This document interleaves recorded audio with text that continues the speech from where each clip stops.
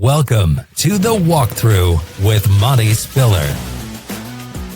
The Walkthrough is hosted by Go Power Cats Cole Carmody and sponsored by The Wooden Cork. Use the code LIFEOFFITS for your special discount. Now let's get into the studio for The Walkthrough. Hello, everyone, and welcome in here to The Walkthrough with Monte Spiller. I am Cole Carmody. With me, as always, former Kansas State defensive back Monte Spiller, here to recap Kansas State and UCF from last Saturday. The Wildcats get the victory over the Knights, 34-20. We'll talk about that in the first half. And then in the second half, we will get you ready for K-State and Baylor. The Wildcats hitting the road to McLean Stadium to take on the Bears. Monte, let's start with that game from Saturday. I feel like for the first time, and I don't know how long, I watched a real K-State football game. That was a whole lot of fun to watch.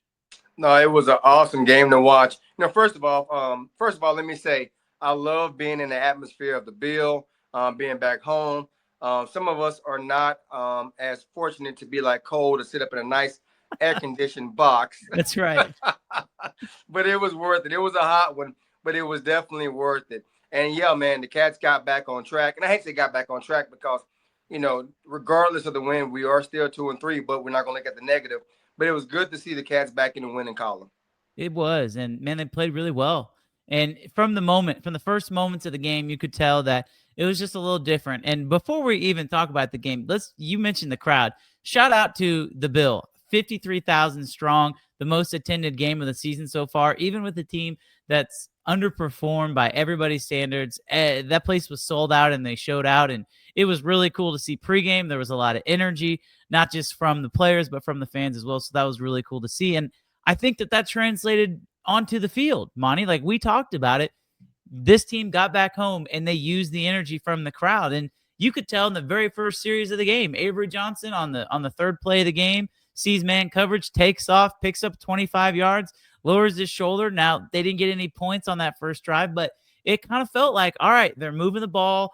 We're seeing some things we've been wanting to see. This has the potential to be a pretty good Saturday. Yeah, Cole, you hit the nail on the head. I watched that first drive, and even though we didn't come away with points, I sat back and I said to myself, I said, you know what? It's okay because they came out with a different tempo. They mixed it up a little bit. Avery looked like the Avery that we have been expecting to see all year long. And the offense looked confident. Even though like you said, we didn't get points, there was a different confidence about that team. And I felt like the crowd knew and the team knew we were going to win. So it was a great atmosphere and a great way to start the game. Regardless of the fact that we didn't get points, I felt good about the offense. And Lincoln Cure getting into the game, his first college touch is an interception. He'll never get to live that down. If he becomes an NFL player, he'll see that on Sunday Night Football when he catches a touchdown pass, and they'll pan to a highlight from a game at K-State, his first college game where he catches the ball and throws an interception. He did have a pretty big time third down catch later in the game, and I think we'll talk about that. I think he could be a pretty big weapon for this team moving forward, but we look at the numbers here, Monty, 266 yards rushing. And really, not only was it the offensive line, but it was the return of Dylan Edwards. He had 166 of those 266 on his own. Dylan was elite, and boy, was he a welcome sight to see for not just K-State fans, but this football team. They needed him back. Yeah, I was happy to see Dylan back on the field. I ran into his dad before the game. We chatted a little bit, and it was good to talk to Leon. But my thing is, we've heard this saying from youth football, middle school, high school, college, and pro. You can't teach speed. Mm-hmm. And it's one of those things where, we got some great players on our team, and then we have elite speed guys. And Dylan's one of those guys. And they got him in a situation where they get him on the edge. And like you said, he breaks one tackle, and it's goodbye. And he looks so fluid. He ran hard, and, and he put on muscle. And we haven't really had a chance to see how much muscle he put on because he was hurt early in the season. And he's still not a big guy, but the fact that he was finishing runs like a true running back, a lot of people won't look at him as a gadget guy, as a speed guy, as a guy that want to get the edge. He can run up the middle as well, and he finishes runs, and he breaks tackles. So that's a welcome sight to see for K-State offense. And you mentioned the offensive line. Were they perfect? Not even close. But the fact that you have a guy that forces the defense to honor that speed, that allows the offensive lineman to have more one-on-one matchups rather than have to double so much and to open up creases for the offense. the way that Dylan was able to run through some of those tackles, I don't know if he'd been able to do that last year. Like, he is a noticeably bigger back, but he's still just as fast. And, Yeah. the thing that's scary for other teams is he's only going to get better. I mean, this was his first game back, and folks are like, oh, he needs to play more. Well, he's still trying to get he's still trying to get back in shape too. I don't care who you are. It's very difficult to, get your legs back under you after you haven't played a game all season. And so I think Dylan's only going to get better, and they're going to need him this week against Baylor. You brought up the offensive line, and I want to ask you, I thought that there were some young guys who played really well. Devin Vass came in and played some guard. Gus Hawkins played some tackle. I thought it was really cool to see. In the past, we've seen K-State play 8 or 9 linemen. Monte, they played about 6. They played about 7 guys. They kind of figured out, at least on Saturday, who was working, and they roll with those guys. They weren't perfect, like you said, but they still were really good in pass protection, and they started to figure it out with the run game, and I was really impressed with what I saw. Yeah, I'm in agreement with you. I think the bye week played a pivotal role in getting a sense of what group of guys we want to use for the offensive line. And the group we went with, and like you said, they rotated a couple other guys. But I think the coaching staff said, you know what? Yeah, we got some guys that are young, but they're hungry. Let's run with those guys. They want to be there. Not saying the older guys don't want to be, but it wasn't working. Let's run with these young guys, see what they can do, and bring that energy. And they did. And I think they found a collective group that we can roll with moving throughout the season. So let's see if the group we started continues to grow as we go into the Baylor game. I thought the play calling was pretty good. Obviously it's never going to be perfect. It took Matt Wells a few series to kind of figure out exactly how to attack that UCF defense, who hadn't given up a touchdown in the first half. Like, this is not the world-beating UCF team we've seen in the past, but I don't care who you play. Not giving up a touchdown in the first half of a game is impressive, and UCF had been pretty good on defense. They started to kind of figure them out in the second quarter, but part of that was because they inserted the backup quarterback in Blake Barnett, and we saw a pretty cool diamond package with him in there as not even really a wildcat quarterback, but Avery Johnson was in the game as well, lined up at running back. And you know what? I don't know if we're going to see that formation again, but I would love to see Blake Barnett continue to get some run, because I thought he ran the ball incredibly hard. And his very first play, Monty, when he put his shoulder down and ran over somebody, that's his first introduction to the K-State fan base. If that's your first introduction, you're going to have a long career and people are going to like you. It got me fired up. That was really cool to see. Yeah, absolutely. It's one of those things. When you first came in, it gave me memories of the old K-State quarterbacks that would just run it down your throat. Your Colin Kleins, your Mike Bishops, those type of guys that could do that. But it was cool to see both quarterbacks in. And I think it was a surprise, not just to UCF, but for the rest of the fan base. And that's one of those things where K-State did a good job of putting a small enough package in where when other teams do prep for you, you got to honor it. And they know that Avery had the ability to run the ball and throw the ball, and you can do double passes. Or you can't really shift the guy over, because the quarterback run game is still there. But if you don't honor it, we can beat you on the edge. And that's one of those things where it forces a team to prepare for more going into that game. Will we use it against Baylor? Who knows? But it's on tape and it's on film, and other teams have to honor that, getting ready for K-State's offense. Yeah, they got to prepare for it. And if they spend 20 minutes of practice time a day, going against it, and K-State doesn't use it, well, that's 20 minutes that they didn't spend doing something else. And so I think it can be a chess game at times between coaches. I thought that was really cool. Let's shift our energy to the defense. And I think everyone had been wanting this defense, and really the whole team in general, to play with some more energy, play with a little bit more fight, play with a little bit more passion. That first half was about as good as you could ask for from the defense. I want to say they gave up 49 total yards minus the big play where you had Wesley Fair maybe guessing a little bit, going for the aggressive play, going for the interception instead of just the deflection. It leads to a touchdown. It didn't matter, though, because the K-State defense was rock solid in that first half. I was really, really impressed with that group. We saw multiple fronts. We saw a defensive end play some linebacker. We saw some 3 down. We saw some 4 down. The secondary was really good. They gave up 50% completion percentage across 2 quarterbacks. UCF's quarterbacks were 13 of 26 on the day. I mean, to me, the second half, maybe there was a little bit of a letdown, but that was a really, really good defensive performance. No, I agree. And honestly, we should have came away with 3 interceptions rather than 2. And it's one where, and that's easier said than done. I've been there where the easy one, you're like, I got it, and like, I don't got it. So I'm not mad about that. but they played fast. They played confident. We dictated the tempo. Our linebackers were coming downhill, and when they hit you, they hit you. Romaine was being himself. Desmond Burnett was being himself. We had guys flying to the ball, and when we got tired, we were rotating guys in. And like you said, with the secondary, whoever we brought in, there wasn't a letdown. And I don't think guys were thinking as much, and they understood what the assignment was, and they were pulling the trigger, and they were filling the holes, and it looked like the defense of last year's defense, shades of it, and no one was going on. Now they got a lot of work to still get done because UCF offense isn't world beaters like you talked about, but it was a quality offense with guys who can run, and we were able to make plays in the right place. So I'm excited to see how we improve moving forward with that defensive unit. I already know that Quay Moss is a fan favorite, and I feel like he's a Monte Spiller favorite. That guy plays with so much energy. That interception he had was incredible. Just what have you seen from him? And for me personally, I think he can be a spark for this team, but I watch him play, and I'm curious what your thoughts are because, man, he had a really good game on Saturday. He has one of the tools for me as being a former DB and coaching DBs. He has what most DB coaches want. He has confidence in every area of the game. He's confident. If he got to be one-on-one, he's confident. If he's playing open space zone, man, he's confident. He'll hit you. And when the ball's in the air, that's his ball. And it's one of those things where he ain't the biggest of guys height-wise, but he can play on basically any position in the secondary if need be. And he's a natural leader. I love his confidence. People call it swag or whatever you want to. He's one of those guys. If you look at if like some other players, like he's him.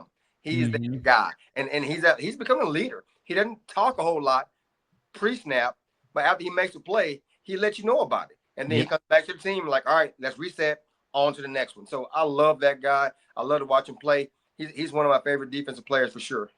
My favorite part about him is he doesn't wear gloves. He is a throwback kind of guy. No gloves. There ain't no long sleeves. No, he's going out there. He's going to work. And that's a kid who came from the Division II level. Worked his butt off to get to where he's at, and I'm excited for his future at K-State. He was really good on Saturday. They're going to need him against Baylor. Okay, so the turnovers, you brought that up. 2 interceptions, could have been 3 interceptions, but 3 turnovers. We haven't really seen this defense.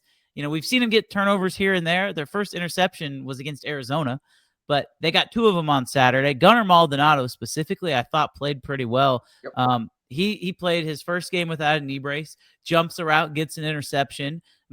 Gunnar Maldonado is going to be critical for this game coming up against Baylor because of his veteran presence, but is that a mindset thing? Because it just feels like they looked different. They were flying to the ball, not just in the secondary. Stuffing the quarterback run on 4th and 1 and then stripping the ball out even when he's short.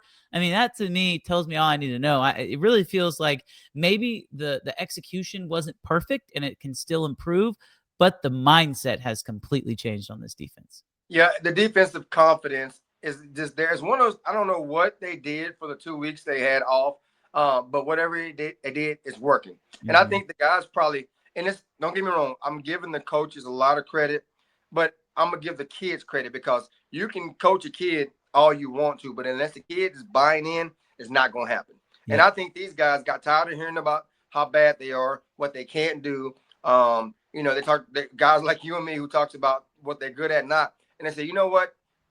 Block out the outside noise. We know we have fans who love us, who want us to be successful, but let's do it for us. And no, it doesn't matter what anybody else says. And I think these guys went out there and had that attitude, and it showed. It showed. I will say, as we wrap up and put a bow on this, if there's one thing that K-State needs to clean up from this game, in my mind, it is the explosive plays, the explosive runs. They didn't really give up the deep pass. I'm willing to kind of give Wesley Farrell a little bit of a pass on that deep play.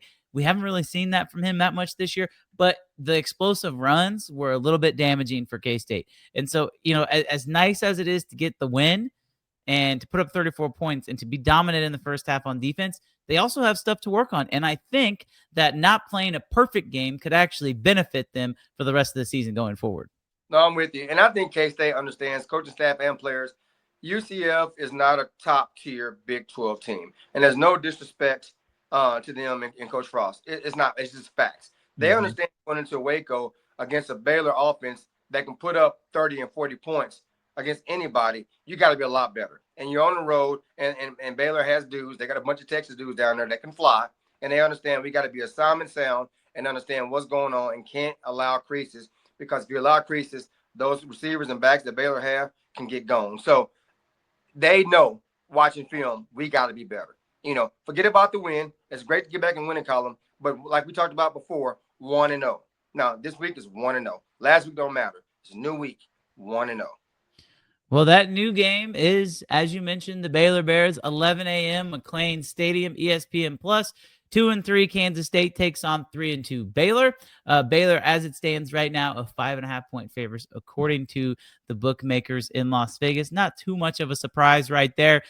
All these games are one-score games. I mean, it seems like the Big 12 lives in one-score games. I would recommend, if you're betting this game, don't, because I have no idea which way this is going to go.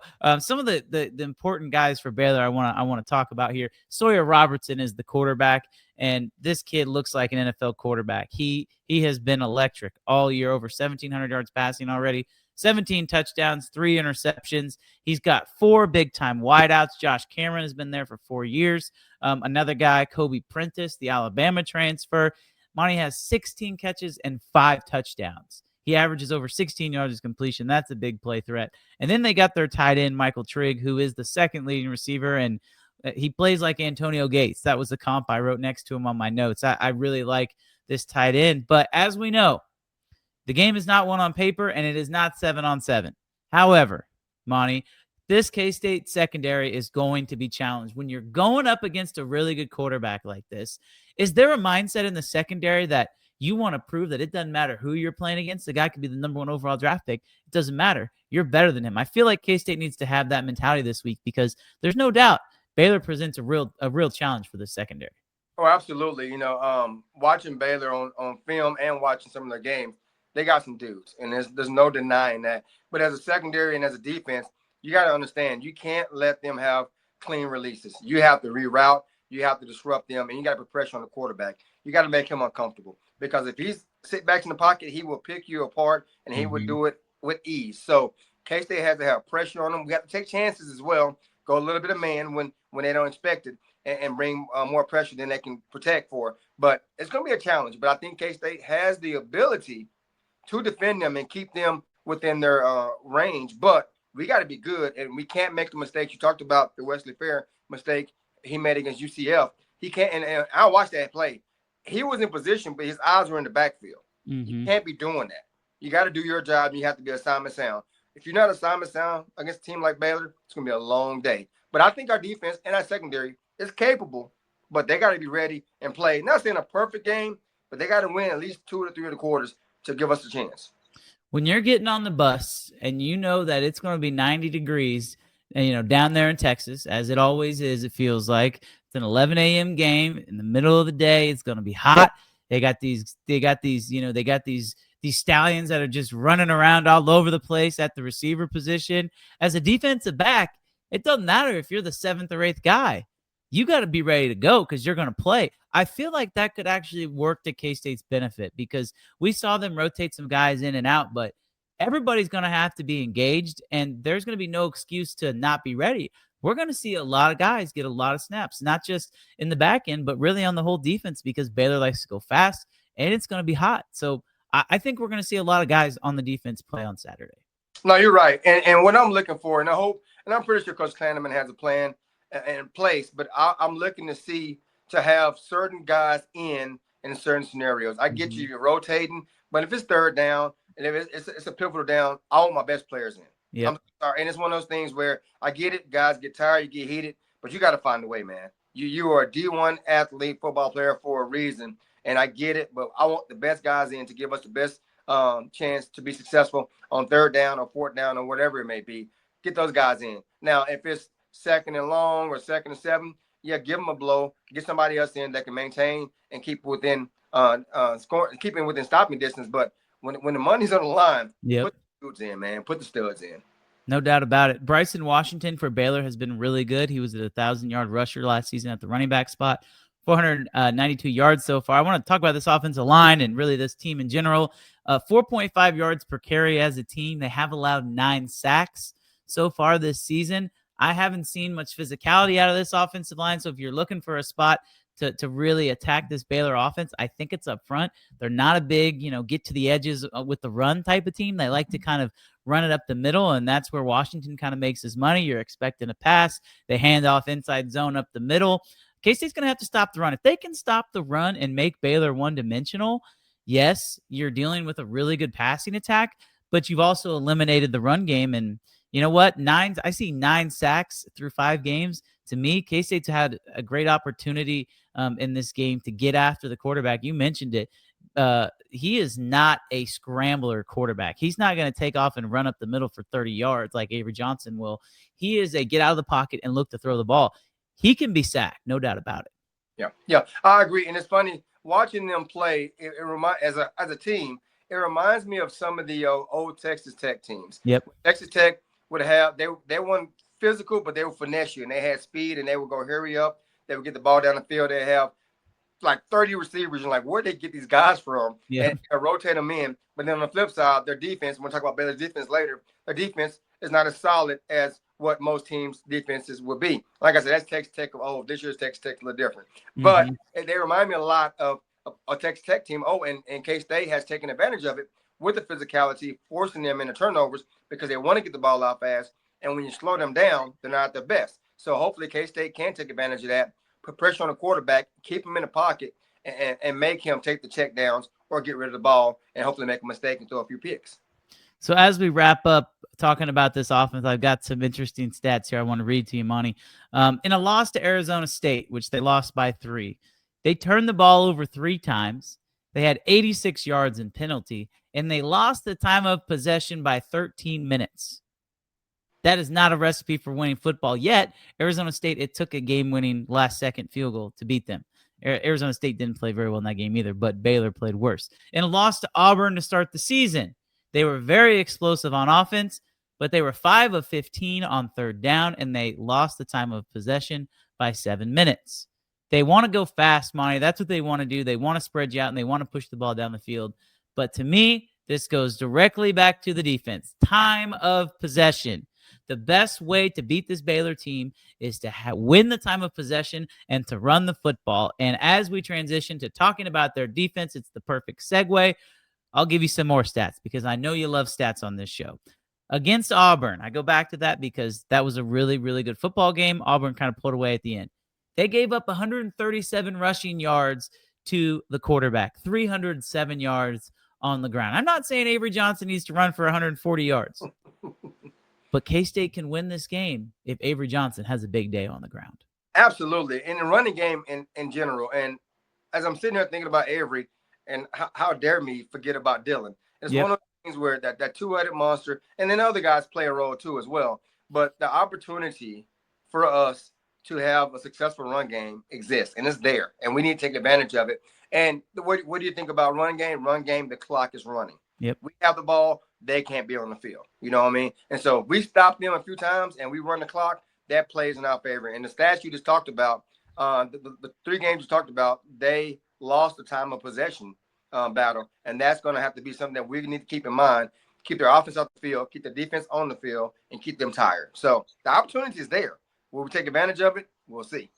Keaton Thomas is the leading tackler for Baylor at the linebacker position. But the one thing I want to also point out is they only have 17 sacks. So this hasn't exactly been a team that's been able to rush the passer with a lot of efficiency. They have no player that has more than 2 sacks on the team. 7 sacks through 5 games is a very alarming number. I don't care who you're playing. To only have that amount of sacks with how many times teams drop back to pass. They've also grabbed 4 interceptions and only have 1 fumble recovery, and they're -3, as I mentioned earlier, in turnover differential. So this defense, you say Texas Tech of old. I don't even know if they're that good. They have not given up. They gave up 27 points to Oklahoma State, Monte. 27 points to Oklahoma State. And that was a game that was, I wouldn't consider it a close game, but it was a game worth watching, for 3/4 of it. So I have not been impressed by this Baylor defense. They're still kind of looking for their identity, and it just feels like a game where for the K-State offense, you just kind of keep that momentum that you had from last Saturday, and you roll it into the next game. It's going to be a tough environment. There's no doubt about it. But in order for it to become a tough environment, the crowd has to get fired up because of the defense. Yeah. If the defense keeps letting up big plays, you can kind of take that crowd out of it. Yeah.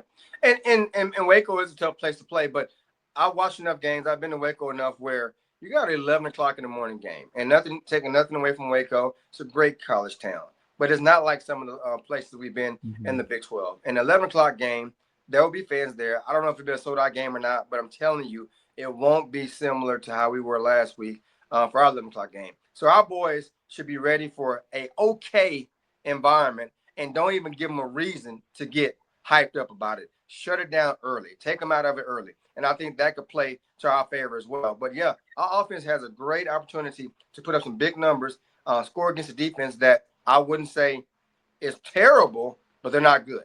And numbers don't lie. And put on film, it holds true. And like I said, with the O-line we got, they're getting confident.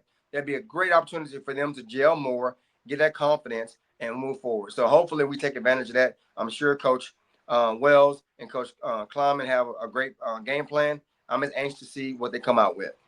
We'll find out if Jace Brown plays. Obviously, he played 2 or 3 plays on Saturday, was unable to go after that. They said he practiced all week. By the time you're watching this, you'll probably have seen the injury report, so we'll know a little bit more. If they have him, that's going to be huge. I think, having Jace Brown, Dylan Edwards, and Avery Johnson all on the field at the same time, that's not something we've seen yet this year, which is crazy to think about. Those are your 3 best players. So having Jace Brown in this game would be huge. That's kind of a question mark for me. If they have him, it changes things, because now not only does Baylor have to plan to stop the run, and how do you stop number 2 and number 3, you also got a game plan. How do you stop number 1 getting behind you in the secondary? Without Jace Brown, though, Monte, who steps up at wide receiver? Because we saw Tibbs do it. Somebody else has to emerge. I don't think K-State can win this game and only get let's see how many receiving yards. Adonis Moise had 17. Lockett had 13. So there was only 3 wide receivers who caught passes in this game. You're not going to be able to win with only 30 yards from a receiver not named Jerron Tibbs in this game. Somebody's going to step up. Who do you think it'll be? Well, I'm glad you asked. And you forget, and I know you said wide receivers. Our tight ends had phenomenal games last Saturday. And I'm looking to see more double tight end packages. And even though Lincoln Cure is listed as a tight end, he's a hybrid type of guy. I look to see more of him on the outside. When I saw him line up as the outside receiver, number 1 receiver, my face lit up. I'm like, yes, use him that way. And I think they're going to get, the more he plays, the more you can move him inside and outside, especially when it's on goal line situations or the red zone. But I think they're going to get him in the game more often. You can run some jet sweeps with that guy. I know he's not a burner per se, but for a big guy, he moves well. And I think he can be a nightmare matchup against the corner. The quick slants, he can body guys out. The dump ball, he can go from. I think Lincoln Cure plays a bigger role in this game than he did last game. And I'm not saying he's going to be the leading receiver, but he'll step up in a role and have a lot more playing time than people expect. No doubt about it. And as we wrap up the show here, we'll get into our predictions. And I have a few specific predictions here. I'm going to tell you an X factor. You can have an X factor if you'd like. You don't have to. I just make this up on the spot. So you do what you want. You can make it up on the spot. But my X factor for this game is Gunnar Maldonado, and I mentioned him earlier in the game or earlier in the show. I'm fired up to see what he can do, because that was the best game that he's played all year on Saturday. It's the first time he's played without his knee brace. He feels free. I'm going to call it right now. I think Gunnar Maldonado gets a critical interception in this game, picks off Sawyer Robertson, and K-State wins the turnover battle. To me, if they win the turnover battle, they're for sure going to win. But they don't even have to win the turnover battle to win this game. I'm looking at time of possession. That is the one statistic that I'm looking at. If they win time of possession, they have an outstanding chance at winning this football game. I think K-State's going to be able to score. They're going to be able to score a lot. I do think this defense is going to have to step up. Like, they have to play better than they did on Saturday if they want to win this game. But with the progression we saw, there's no reason to think that they won't come out and play better. Is it possible that they come out and revert to their old ways? Yeah, I mean, sure, absolutely, it's possible. But after what I saw on Saturday, they're gonna have to get behind early and just give up. And I don't see that happening. I don't think that's in this group. If this group was going to give up, we would have saw it on Saturday. I think there's a lot of fight in there. My score is going to be K-State 38, Baylor 30. I think this is going to be a really good game. I think K-State's going to move the ball. And like I said, they're going to come up with a critical interception at some point during the game to get an extra possession. They're going to win that time of possession, and they're going to walk out of Waco with a 500 record. Right on, right on. I think K-State get the win. I'll tell you my score here in a second. But as you were talking, you said, think of an X factor. My X factor is an oldie but a goodie. He's not really old, but he's been around for a while. Desmond Purnell. He's one of those guys where he brings the hammer to you, but he can run with any running back. He can run with he can run with any tight end, and he can run with some receivers when need be. I see Desmond moving around, playing a significant role for the defense, and making several big plays for the Cats come Saturday. So he's my X factor for the game. And I got K-State. My score's not as high as yours, but I have K-State 35, Baylor 21. And I say 21, as much as Baylor can score, I think K-State finds a way to get turnovers, to give our offense a short field, and to keep Baylor's offense off the field. And with that being said, they'll only get 21 points. I think this is going to be a great game. No matter what the score is, it's going to be fun. If K-State wins this game, they're going to open some eyes, and they're not going to be a team that anybody wants to play. They're going to look at that purple team in Manhattan and say, oh, this is the team that we saw at the beginning part of the season. We will find out regardless. For Monte Spiller, I am Cole Carmody. Kansas State and Baylor, 11 a.m. on ESPN Plus at McLean Stadium in Waco. If you're going to the game, have a great time in the city of Waco. But if you're like most of us, enjoy the game wherever you may be, and we will talk to you later. Thank you for watching The Walkthrough with Monte Spiller. Make sure you check out our sponsor, The Wooden Cork, and use the code LIFEOFFITS for your discount. This has been a Go Power Cat and Spirit Street production.